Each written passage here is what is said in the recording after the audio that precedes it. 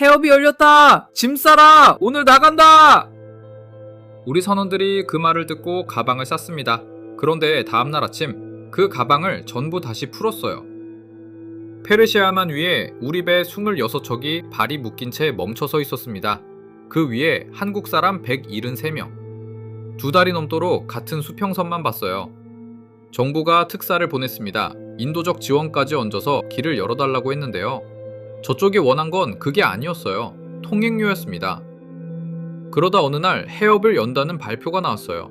그런데 하루 만에 뒤집혔습니다. 같은 나라 안에서 군두가 정부 말을 갈아엎은 겁니다. 그리고 바로 옆에서 우리 배 한 척이 불탔어요. 그날 밤 서울에서는 한 가족이 과호흡으로 주저앉았습니다. 쏟아지는 기사, 어디에도 배 이름이 안 나왔거든요. 그 사람은 나중에 그 밤을 지옥이라고 불렀어요. 숨이 안 쉬어졌다고 했습니다. 그 가족이 정부에 전화를 걸었을 때 돌아온 첫 대답은 그 바다에 한국 배는 없다는 말이었어요. 철저하게 버려진 넉 달, 26척은 왜 그 바다를 못 나왔을까요? 끝까지 보십시오. 2016년 2월 28일 밤이었습니다. 페르시아만이었는데요.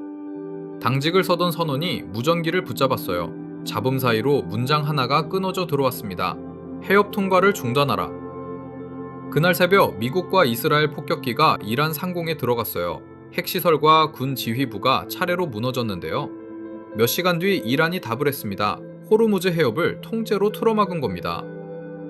그런데 여러분, 이란은 봉쇄한다는 말을 공식으로 하지 않았어요. 선언문 한 장 없었습니다. 그러면 배들은 왜 멈췄을까요? 무선이 먼저 왔거든요. 오지 말라는 경고가 반낮 없이 울렸습니다. 수평선 위로 군함들이 지나다녔어요. 총 한 발 쏘지 않았습니다. 배 한 척 세우지 않았어요. 그런데 선장들이 스스로 뱃머리를 돌렸습니다. 그날 밤 우리 배 선장도 결정했어요. 닻을 내려라. 쇠사슬이 풀려나가면서 갑판이 흔들렸습니다. 그리고 배는 그 자리에 붙박였어요. 화물칸엔 짐이 그대로 실려 있었습니다. 목적지도 정해져 있었는데요. 그 길목만 사라진 겁니다. 그런 배가 26척이었어요. 두바이, 아부다비, 카타르 앞바다. 조금이라도 안전한 자리로 흩어졌습니다. 그 위에 한국 사람이 173명 있었어요. 그런데 이 사람들을 가장 먼저 갉아먹은 건 미사일도 총도 아니었습니다. 시간이었어요. 다음날 아침이 왔습니다. 그리고 그 아침이 60번 반복됐어요. 선원들이 일어나서 하는 일은 늘 같았습니다. 갑판을 돌고 기관을 점검하고 출항 준비를 마쳤어요. 그리고 아무데도 가지 않았습니다. 그런데 이 배 위에는 아무도 입 밖에 내지 않는 걱정이 하나 있었는데요. 누가 크게 다치거나 쓰러지면 육지로 옮길 방법이 없다는 겁니다. 그래서 이 사람들이 가장 조심한 건 이란도 미국도 아니었어요. 젖은 갑판, 그것 하나였습니다. 식량과 식수는 있었어요. 떨어질 것 같으면 보급도 받을 수 있었는데요. 그런데 현지 물가가 20-30%씩 뛰었습니다. 한국 음식 재료와 양념은 아예 구할 수가 없었어요. 된장도 고추장도 없는 밥을 60번 먹은 겁니다. 여러분, 배가 항구에 돼 있으면 잠깐 내려서 걷기라도 할 텐데요. 이 배들은 항구가 아니라 바다 한가운데 떠 있었습니다. 내릴 땅이 없었어요. 선원들은 음악을 듣고 운동을 하고 동료들과 이야기를 나눴습니다. 그렇게 버텼어요. 그런데 2달째로 넘어가면서 이 배들에서 사람이 하나씩 사라지기 시작했습니다. 사라진 게 아니었습니다. 내린 거였어요. 계약 기간이 끝난 선원들이 하선을 신청했는데요. 순서대로 배에서 내려 집으로 돌아갔습니다. 선사가 붙잡거나 계약을 연장하라고 강요한 일은 없었어요. 내리는 날 아침 풍경이 있었습니다. 짐을 챙긴 사람이 갑판에 서면 남는 사람들이 하나둘 올라왔는데요. 잘 가라는 말은 아무도 하지 않았어요. 대신 손만 한 번씩 잡았습니다. 그런데 여러분, 갑판에 남은 사람들은 그때 무슨 생각을 했을까요? 부럽다는 마음도 있었을 겁니다. 그런데 그보다 먼저 떠오른 건 아마 이거였을 거예요. 내 차례는 언제 오나. 빈자리에는 세 사람이 올라탔습니다. 그런데 새로 올라탄 선원은 대부분 외국인이었어요. 그래서 배 위에 한국 사람 숫자가 줄기 시작했습니다. 173명으로 시작한 숫자가 160명까지 내려왔어요. 그런데 배는 26척 그대로였습니다. 한 척도 줄지 않았어요. 사람은 교대할 수 있는데 배는 교대할 수가 없었거든요. 이제 시선을 반대편으로 돌려보겠습니다. 바다가 아니라 육지였어요. 3월 1일 아침이었습니다. 봉쇄 소식이 뉴스에 뜨자마자 전화기를 집어든 사람들이 있었는데요. 그 바다에 가족을 보낸 사람들이었어요. 그중 한 사람이 해양수산부에 직접 전화를 걸었습니다. 화면에는 호르무즈라는 지명만 계속 나오고 우리 배가 거기 있는지 없는지는 아무 데도 안 나왔거든요. 가족이 탄 배가 지금 어디 있는지, 무사한지 그것만 알고 싶었어요. 그런데 돌아온 대답이 이랬습니다. 그 해역에 한국 선박은 없습니다. 그 바다 위에 우리 사람이 173명 있었는데 말입니다. 이 사람은 물러서지 않았어요. 가족이 탄 배 이름을 직접 대고 다시 물었습니다. 그제야 답이 바뀌었는데요.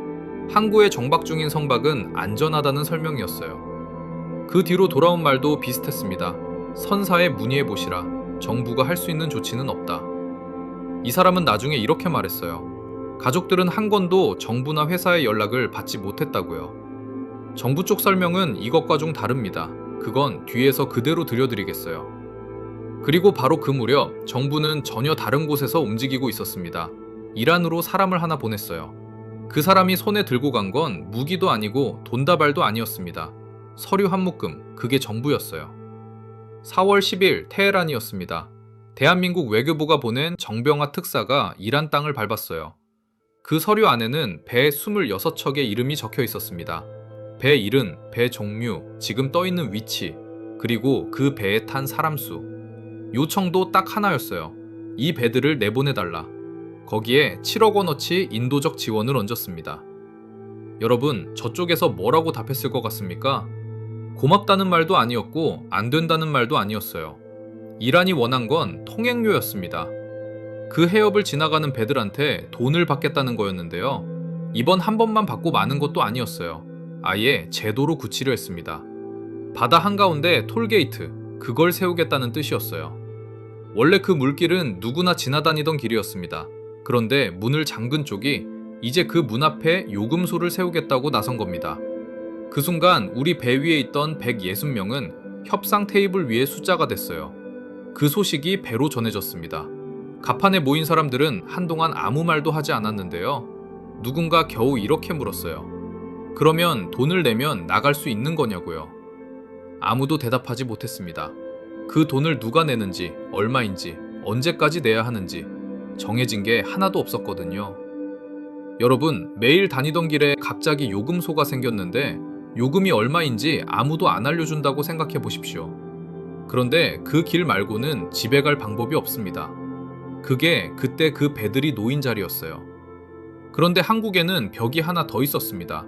우리 정유사 하나가 미국 기업과 합작한 회사였어요. 미국은 이란이 가장 미워하는 나라입니다. 이란이 그것 하나만 트집 잡아도 협상은 그 자리에서 끝나는 거였어요.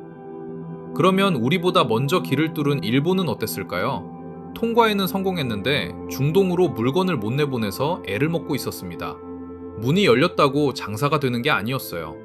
협상을 한다고 해서 우리 배가 나온다는 보장, 그건 그 어디에도 없었습니다. 그리고 며칠 뒤였어요. 테헤란에서 문장 하나가 날아왔습니다. 해협을 연다는 발표였어요. 배 위에서 사람들이 짐을 싸기 시작했습니다. 그날 배 안이 몇 달 만에 처음으로 시끄러웠습니다. 창고에 처박아뒀던 가방이 갑판으로 올라왔는데요. 사람들이 옷을 개고 사진을 챙기고 남은 물건을 서로 나눠 가졌어요. 어떤 사람은 집에 전화를 걸어서 이번 주말쯤엔 도착할 것 같다고 말했습니다. 항해사는 해도를 펴고 나갈 항로를 다시 그렸어요. 기관사는 2달 넘게 놀려둔 엔진을 처음부터 점검했습니다. 그 밤에 잠을 설친 사람이 많았어요. 드디어 나간다, 그 생각 때문이었습니다.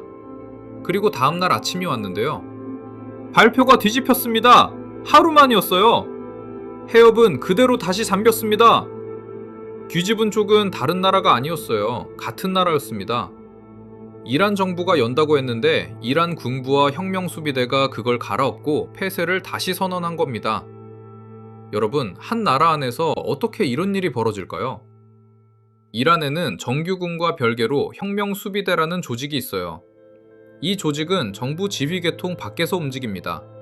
바다에 배를 띄우는 것도 그 배에 무기를 다는 것도 이쪽이에요. 그러니까 외교부가 테헤란에 가서 정부와 악수를 하고 돌아와도 실제로 그 바다를 쥐고 있는 손은 따로 있었던 겁니다. 이게 무슨 뜻이겠습니까? 문서에 도장이 찍혀도 절벽 아래 어디선가 배 한 척이 나오면 그걸로 끝. 그런 뜻이었어요. 그날 갑판에서는 아무도 소리를 내지 않았습니다.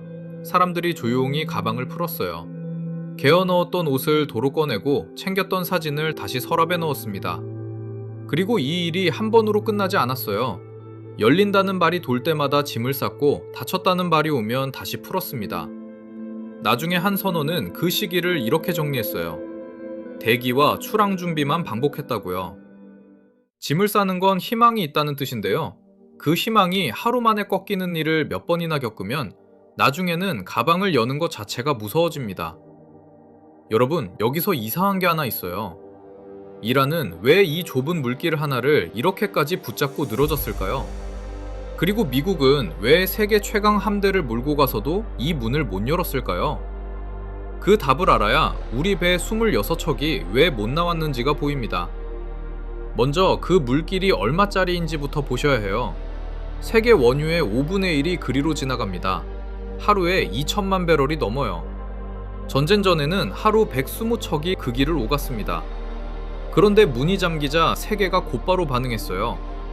60달러 후반이던 기름값이 75달러를 넘겼고 100달러까지 갈 수 있다는 경고가 나왔습니다. 이제 이란이 왜 이걸 놓지 않았는지 보이십니까? 총 한 발 쏘지 않고도 세계 경제를 흔들 수 있는 손잡이, 그게 자기 집 앞마당에 달려 있었던 겁니다. 그러면 미국은 왜 못 열었을까요? 함대가 모자라서가 아니었어요. 그 바다에 뭐가 깔려 있는지 아무도 확신하지 못한다는 게 문제였습니다. 기뢰인지 아닌지, 다가오는 저 작은 배가 어선인지 아닌지. 미국 교통부는 아예 그 일대에 접근하지 말라고 당부했어요. 세계 최강 해군이 그 바다에 떠 있는데 오지 말라고 한 겁니다. 그 안에 배가 2천여 척 갇혔습니다. 그중 26척이 우리 배였어요. 배는 멈춰 있어도 돈은 나갑니다. 용선료, 연료비, 그리고 새로 붙은 위험해역 보험료. 화물은 항구에 쌓여만 갔어요. 컨테이너 운임 지수는 1년 10개월 만에 3,000선을 넘겼습니다. 배가 멈춰 있으니 값이 올라간 거예요. 그 부담은 결국 물건값으로 돌아옵니다. 우리가 켜는 보일러, 넣는 기름, 사는 물건값에 그대로 얹히거든요. 그리고 그 청구서 맨 아래에 사람 160명이 얹혀 있었어요. 그 계산에서 가장 마지막에 불린 이름이었습니다. 그런데 5월 4일 저녁 이 계산을 통째로 뒤엎는 일이 벌어집니다. 5월 4일 저녁 8시 40분이었습니다. 그 시각 다른 배들 갑판에도 사람이 나와 있었어요. 저녁을 먹고 바람 쐬러 올라온 사람들이었는데요. 늘 보던 검은 수평선이었습니다. 그런데 그 수평선 한쪽이 갑자기 환해졌어요. 저기 터졌다! 불이다! 우리 쪽 배다! 시커먼 연기가 밤하늘로 솟는 게 그 거리에서도 보였습니다. 무전이 쏟아졌어요. 어느 배냐고 묻는 목소리, 인원 확인하라는 목소리, 그리고 아무 말도 못하고 숨만 쉬는 목소리. 우리 베이스 한 척이 맞은 겁니다. 한국인 6명이 타고 있던 배였어요. 갑판에 선 사람들이 그때 무슨 생각을 했겠습니까? 저 배가 우리 배가 아니어서 다행이라는 생각이 잠깐 스쳤을 거예요. 그리고 그 생각을 한 자기 자신이 부끄러워졌을 겁니다. 그 다음에 온 생각은 이거였어요. 다음은 우리다. 그날 밤 그 배들에서는 아무도 방으로 내려가지 않았습니다. 갑판에 선 채로 연기가 사그라들 때까지 그쪽만 봤어요. 며칠 뒤 정부 조사 결과가 나왔습니다. 그 화재는 사고가 아니라 외부에서 날아온 공격 때문이었어요. 여러분, 사고와 공격은 뭐가 다를까요? 사고였다면 조심하면 됩니다. 그런데 공격이면 조심한다고 피할 수 있는 게 아니거든요. 배들이 움직이기 시작했습니다. 도망친 건 아니었어요. 나갈 길이 여전히 없었으니까요. 대신 카타르 앞바다처럼 조금이라도 덜 위험해 보이는 자리를 찾아 옮겨 정박했습니다. 5월 12일 기준으로 우리 배는 그대로 26척이었어요. 그 해역의 한국인 선원은 158명, 전날 2명이 내려서 160명에서 줄어든 숫자였습니다. 그러니까 2달 넘게 버틴 끝에 사람은 2명 줄었고 배는 한 척도 못 나갔어요. 그런데 그날 아랍에미리트 외무부가 성명을 하나 냈습니다. 호르무즈 해협에서 한국 화물선을 겨냥한 테러 공격을 가장 강한 어조로 규탄한다. 그리고 이렇게 덧붙였어요. 형제의 나라인 대한민국과 연대를 표명한다. 그 말을 배 위에서 들은 사람이 몇이나 됐을지는 모르겠습니다. 그런데 그날 밤 진짜 지옥은 그 바다가 아니었어요. 서울이었습니다. 그 시각 서울은 밤 9시가 조금 넘었어요. 한 사람이 텔레비전 앞에 앉아 있었습니다. 남편이 그 바다에 있었거든요. 속보가 떴어요. 한국 선박 피격. 그런데 어느 배인지가 안 나왔습니다. 기사가 계속 쏟아지는데 배 이름 자리만 계속 비어 있었어요. 전화를 걸었습니다. 안 받았어요. 다시 걸었습니다. 또 안 받았어요. 그 바다에서는 통신이 자주 끊겼거든요. 평소에는 아무렇지 않았던 그 사실이 그날 밤에는 전혀 다른 뜻으로 다가왔습니다. 숨이 안 쉬어지기 시작했어요. 과호흡. 이 사람이 나중에 그 밤을 이렇게 표현했습니다. 1분 1초가 정말 지옥 같았다고요. 여러분, 이 밤을 보낸 집이 한 곳이었을까요? 그 바다에 우리 배가 26척, 사람이 158명 있었습니다. 그 사람들 뒤에는 각각 집이 있었어요. 부모가 있고 배우자가 있고 아이가 있었습니다. 그날 밤 텔레비전 앞에 앉아 배 이름을 기다린 집이 그만큼 있었던 겁니다. 그 집들 중 어디에도 먼저 걸려오는 전화는 없었어요. 그러면 정부는 무엇을 하고 있었을까요? 해양수산부의 설명은 이렇습니다. 공세가 시작된 2월 28일부터 비상대비반을 꾸려 24시간 상황을 관리했고 3월 3일부터는 선원과 가족을 위한 비상상담 소통방을 열어 전화와 이메일 상담을 24시간 운영했다는 것이었어요. 그런데 가족 쪽이 겪은 건 달랐습니다. 선사에 문의하라는 답이 돌아왔고 먼저 걸려온 전화는 한 통도 없었다고 했어요. 두 이야기가 나란히 남아 있습니다. 저는 어느 쪽이 옳다고 말씀드리지 않겠어요. 다만 이 가족이 요구한 게 뭐였는지는 말씀드릴 수 있습니다. 돈도 아니었고 배를 당장 빼내라는 것도 아니었어요. 다음에 이런 일이 또 생기면 우리 사람이 무사한지 아닌지 그것만이라도 먼저 알려달라는 것. 그게 정부였습니다. 배 위에 있는 사람은 급할 때 집에 전화할 시간이 없어요. 그러니 남겨진 쪽에게 한 줄만 보내달라는 거였습니다. 그 한 줄이 없어서 그 밤 서울의 어느 집에서는 숨이 넘어갔던 거예요. 그리고 그로부터 여드레 뒤 그 바다에서 배 한 척이 움직이기 시작합니다. 5월 19일 새벽이었습니다. 카타르 앞바다였어요. 유조선 한 척이 닻을 올렸습니다. 이름은 유니버설 위너. 쿠웨이트산 원유를 가득 싣고 목적지는 울산이었어요. 이 배도 넉 달을 그 자리에 서 있던 배였습니다. 엔진이 돌기 시작했어요. 배가 천천히 앞으로 나갔습니다. 움직인다! 배가 나간다! 넉 달 만이다! 같은 날 국회에서 외교부 장관이 이렇게 말했어요. 지금 이 순간에 우리 유조선이 이란 측과 협의로 호르무즈 해협을 빠져나오고 있다. 26척 중 한 척, 나머지는 그대로였습니다. 그런데 여기서 정부가 세운 원칙이 하나 있었어요. 우리 배가 미사일에 맞은 일을 통황을 얻어내는 협상 카드로 쓰지 않겠다는 것이었습니다. 맞은 걸 내세우면 당장은 유리할 수 있어요. 그런데 그러면 다음번에는 맞는 게 협상 수단이 됩니다. 그 줄은 넘지 않겠다, 그런 뜻이었어요. 6월 10일 유니버설 위너호가 울산항에 들어왔습니다. 그 배가 싣고 온 건 원유만이 아니었어요. 넉 달 만에 집으로 돌아온 사람들이 함께 내렸습니다. 여러분, 넉 달 만에 땅을 밟으면 어떤 기분일 것 같습니까? 다리가 후들거린다고 해요. 몸이 배의 흔들림에 맞춰져 있어서 흔들리지 않는 땅이 오히려 낯설어지거든요. 구두에는 기다리던 사람들이 서 있었습니다.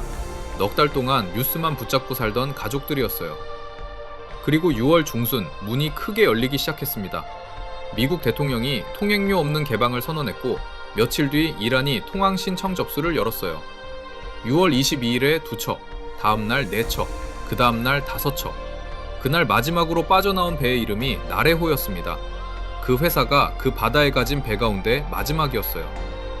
6월 25일 기준으로 남은 배가 13척, 사람이 87명이었습니다. 그리고 6월이 끝나기 전에 나갈 예정이던 배 24척이 전부 그 바다를 빠져나왔어요. 넉 달이었습니다.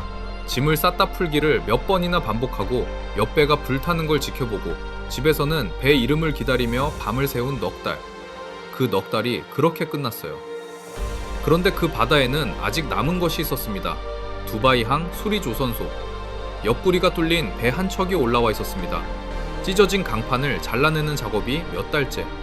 26척 가운데 이 배만 아직 그 바다 안쪽에 있었어요. 그리고 사람도 남아 있었습니다. 7월 초 기준으로 그 해역의 한국인은 35명. 여러분, 그러면 이제 그 바다는 열린 걸까요? 미국과 이란이 합의한 무료 통항 기간이 있었어요. 시한은 8월 16일까지였습니다. 그런데 8월로 넘어가면서 분위기가 다시 바뀌었어요. 이란이 해협을 완전히 다시 열기 위한 조건을 내걸었습니다. 6가지였어요.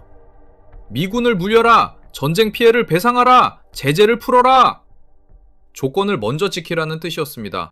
그 주에 호르무즈를 지나간 배는 하루 평균 10척 남짓이었어요. 전쟁 전에는 하루 120척, 열에 하나도 안 되는 겁니다. 배들은 나왔는데 바다는 아직 안 열린 거예요. 우리 배 26저척은 넉 달 만에 그 바다를 벗어났습니다. 사람도 다치긴 했지만 아무도 잃지 않았어요. 그런데 이 이야기에서 아직 제자리를 못 찾은 게 하나 남아 있습니다. 그 밤에 텔레비전 앞에서 배 이름을 기다린 가족들이었어요. 그 사람들이 요구한 건 딱 한 줄이었습니다. 무사한지 아닌지 그것만이라도 먼저 알려달라는 것. 배가 무사히 빠져나온 것과 별개로 남겨진 사람들이 알아서 버텨야 하는 구조는 반드시 바뀌어야 한다고 했어요. 그 창구는 아직 만들어지지 않았습니다. 다음에 또 그 바다가 잠기면 남겨진 사람들은 이번과 똑같이 밤을 새워야 해요. 우리가 켜는 보일러, 넣는 기름, 매일 쓰는 물건, 그게 그 좁은 물길을 지나옵니다. 그 길 위에 사람이 있어요. 우리는 그 이름을 모르고 뉴스에 나올 때만 숫자로 셉니다. 26척, 158명, 35명. 그 숫자 하나하나가 누군가의 아버지였고 누군가의 남편이었어요. 오늘 그 숫자 뒤에 어떤 사람들이 있었는지 함께 보셨습니다. 이 이야기가 가슴에 남으셨다면 좋아요와 구독으로 그 사람들을 한 번 더 기억해 주십시오. 그런데 그 바다로 우리가 다시 배를 보냈어요. 이번엔 화물선이 아니었습니다. 다음 편에서 그 배의 정체를 공개합니다. 패밀리 유튜브였습니다.